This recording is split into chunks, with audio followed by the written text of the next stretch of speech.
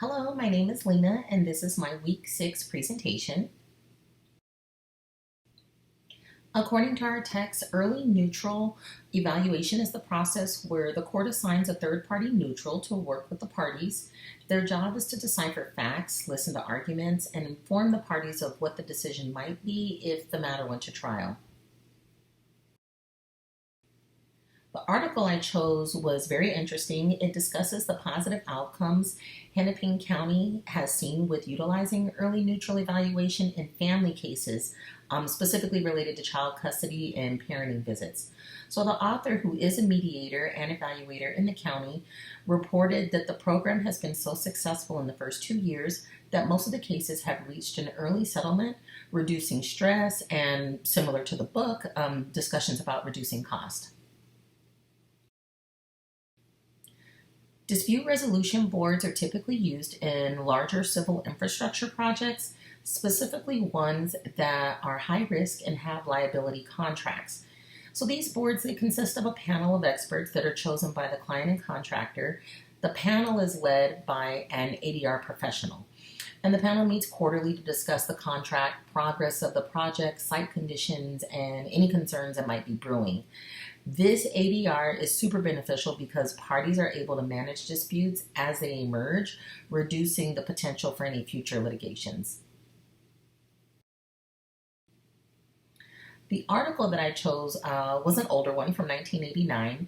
The entire article details what the process is for federal employees to address grievances and basically explains why it's inefficient and it costs extra money and it's confusing. So, the Civil Service Reform Act, established in 1978, gave power to all these panels and boards to handle federal employee disputes. And the panel included all the ones that you see listed. And the author is pushing for one federal dispute resolution board.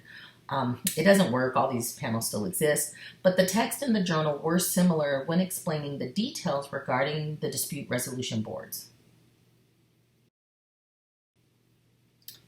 So mini trials, they are voluntary. They're structured hearings that typically last a few days. They're non-binding and they give the parties an opportunity to resolve a matter without going through litigation, which is more expensive. The mini trials are often heard by retired judges or well-respected attorneys.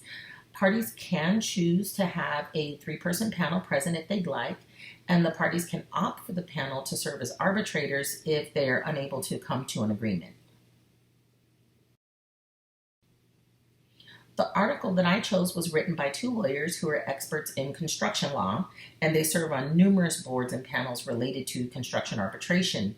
So they go on this mission to review types of ADRs that are used over the past 15 years in their industry, just to see what's worked, what hasn't worked, and why. And they noticed that mini trials were really starting to become the second favorite ADR method used for resolving construction industry disputes. Mediation was the number one method.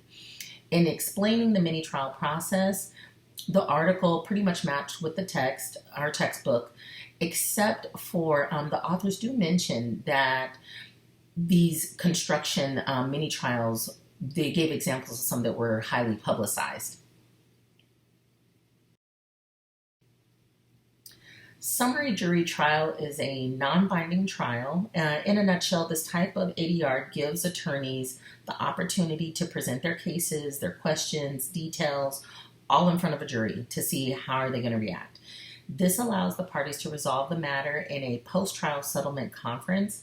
And if they don't resolve the matter, at least then the parties know where they stand regarding any type of outcome if it went to full trial.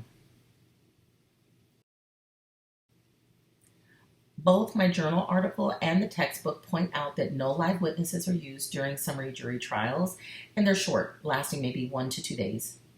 This article was difficult to read and was kind of all over the place, but the author really just points out that there are pros and cons of summary jury trials, and she gives a few tips for strategies.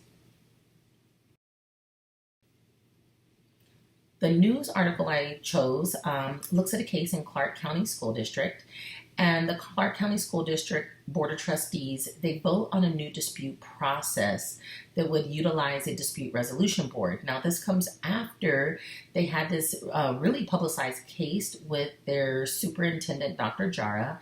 He was pointing out that the board was in violation of district's policies for handling grievances, and they were creating this environment of retaliation. The case got ugly. He was fired, rehired, sued for $2 million, won $95,000.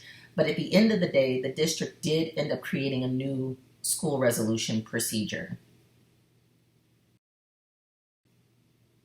Thank you very much. Have a beautiful week, everyone.